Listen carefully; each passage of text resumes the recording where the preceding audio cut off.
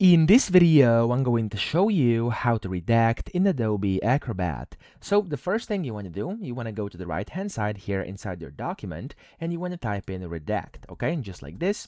And then it says redact text and images, so you want to click on that. And from here, you want to go to up top and first you want to select how you want this to appear. So you want to click on the drop down and then properties and you'll be able to change the color. So for me, I'm just going to go with black. You could use overlay text as well if you want to, and if you do, you can go and add your custom text here. You can change font, sizes, etc.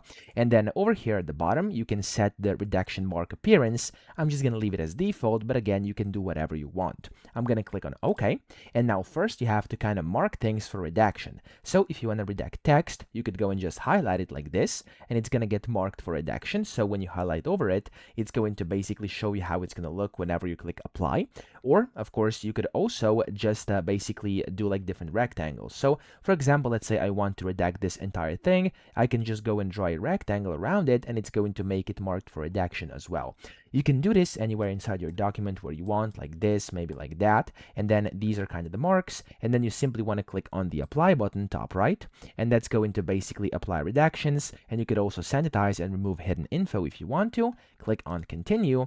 And then that's going to basically redact everything. And you can save this as a separate document. So that's how to do this. I hope this video helped you out. If it did, please subscribe to the channel and help me out as well.